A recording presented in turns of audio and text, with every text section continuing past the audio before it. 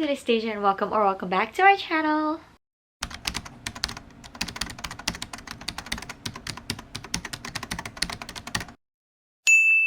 So today we're going to do a little fun thing. I see that a lot of people have done this where they basically look at the highest, lowest rated books that they've read on Goodreads. So I've decided to narrow it down and just do the books that I've read this year. This only includes what I've read up to this point. So November sucks. So it's probably just going to be my January through November reads. So anything I read in December won't count because I haven't read them yet. So today we're going to go over the best. I wrote them all down. We could chat about it and see how things work out. So I'll tell you like maybe a little bit about the book. If I have any opinions, I'll tell you the book, the Goodreads rating, and then what I rated it. And we're gonna go from 10 to 1. So this is going to be the top 10, but we're going to save number 1 until the last. So 2022 was my ebook era. I read mostly ebooks, so I don't have a lot of these books on hand, unfortunately, but we'll see how these turned out. So these are the best. These are what rated the highest. So the first one we have is Runaway by Ivy Smoke, which I actually do own. This has a Goodreads rating of 4.43 and I gave this book 5 stars. I absolutely think it is deserving of being up there. This is book 5 of the Untouchables. This series really just pulls at your heartstrings. They are in high school though, so it can be a bit juvenile in like the beginning of the books, but this book specifically made me tear up. There was a lot going on. It keeps you on your toes. A lot is happening. Like I said, it is the 5th in a series, so I can't really say much without spoiling, but I will say that this is deserving of being a top book. At number 9, we have another book I actually own, and that is A Court of Wigs and Ruin.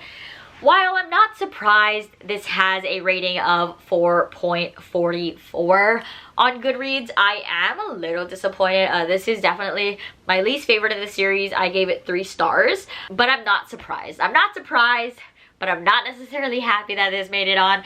This is book 3 in the ACOTAR series. I just thought this book was incredibly boring. Like, this book is big and so much of it was so boring and I didn't care. A lot of the characters came in and out just for like a convenience thing. Like, they were never actually there. They just came in when it was easy or when it was relevant, and I didn't really like that. So I don't necessarily agree that this should be a top book, but I get it based on how much everybody loves this series. But yeah, like I said, I gave it 3 stars. Goodreads rating is 4.44, which is actually really high. So that's that.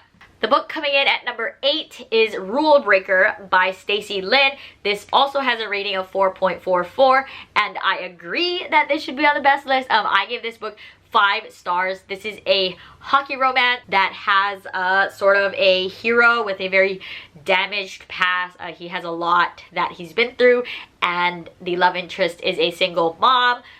They meet when the son of the single mom is in like a little hockey league, and our hero is forced to sort of help them out and teach them. So that's how they meet. They don't super get along at first, but I really enjoyed the book and the story and overall, so I think that is deserving to be here. The next one is Final Proposal by Kay Bromberg. This is the 3rd and final book in the Sin series. Each book followed a different brother. So this has a Goodreads rating of 4.46, which I agree with because I gave this book 5 stars. So this is a forced proximity sort of story. These 2 characters meet one night just because they were stuck in the same bar during a storm, but eventually they just broke apart. As the story goes on, they eventually meet again and decide to be business partners as they're trying to build up this hotel. So they decide that they're both going to live in the hotel, so there's a lot of sparks flying, there's a lot of angst, forced proximity, but them also being like, we shouldn't do this because we're working together.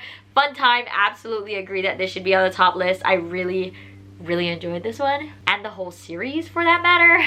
At number 6, we have My Brother's Best Friend by Piper Rain. The Goodreads rating is also 4.46, and I gave this book 5 stars, so I agree there. I just love a good best friends brother sort of like forbidden romance sort of situation, and I thought that these two main characters had a lot going for each other. It wasn't very like insta-lovey. They obviously had a past together, considering that's her brother's best friend. They had great connection, they had great banter. Like this entire series, this is the Green family series. This entire series is so fun and I love all of these characters, so definitely recommend. The next book I am both surprised and not surprised to have come in at number 5 because this book just came out, so I'm surprised that it has making its way up, but I'm also not surprised because of what the book is. So the book is 3 Count by Nikki Castle. This is her 3rd book in her fight game series. So the Goodreads rating for this is 4.48, which was kind of insane to me, but I gave it 5 stars. So I absolutely do agree. This is a friends with benefits to lovers sort of situation. Our main character Aiden, he is an MMA fighter, and our main girl Danny is a photographer. One day at the college that Aiden goes to, they have sort of a run-in. It is such like, it's more of like a fling sort of thing. They never really think that they'll see each other again, but they do end up seeing each other again, and they make that connection. And although they drew the line at friends with benefits, you know, sometimes things happen, and things definitely happen. This book is spicy. This book definitely was not shy about the spice, but overall I really enjoyed it. I loved the character development, although it took us like a little bit to get from point A to point B sometimes. I did enjoy it. This is a bit shorter than her previous novels, so we didn't get as much backstory as I maybe would have wanted, but overall I still super enjoyed it. Coming in at number 4 is Upper Hand by Amelia Wilde. This has a rating of 4.5 on Goodreads, and I gave it 4 stars. So although it isn't like one of my top reads, I definitely understand why people love it.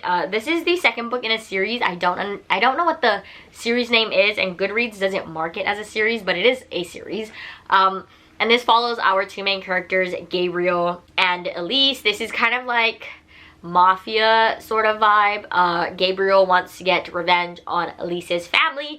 In the 1st book, he basically blackmails her to help him because she is estranged from her family by choice. So that all happens. Book 2 is very high stakes and ends up on a cliffhanger, so I'm very upset, and I can't wait for book 3 because I need to see how everything gets resolved. But I am kind of surprised, but I guess Amelia Wilde is one of those indie authors that are pretty popular in the romance genre, so I guess that makes sense. If you watched my video a couple days ago with my Colleen Hoover ranking, it would not be a surprise that I'm happy to see that number 3 is Reminders of Him by Colleen Hoover. This has an overall rating of 4.5 on Goodreads, and I gave it 5 stars. I absolutely love this book. If there is a Colleen Hoover to deserve to be on the top 10, it would be Reminders of Him. I love that book. That's her most recent standalone, because it starts with us, goes with, it ends with us. So this is her most recent standalone, I believe,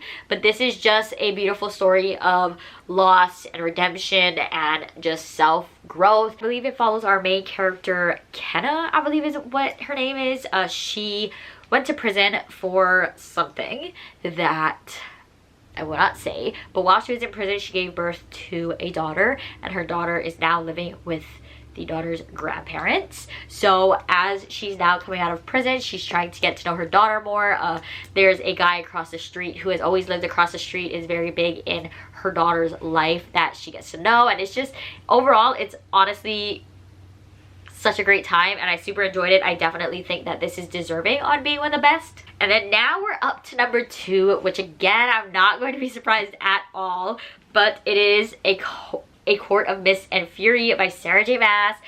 This is book 2 in the ACOTAR series. This has an overall rating of 4.62, which is actually amazing, but I give this book 5 stars. So I do agree. This is probably my favorite. This is definitely my favorite in the entire series. Overall, really enjoyed it. Like I said, it's book 2 in a series, so I can't really talk about it too much, but I enjoyed the relationship and more of our characters in this one, getting to know those new characters, but also having it be like more romance based, if that makes sense.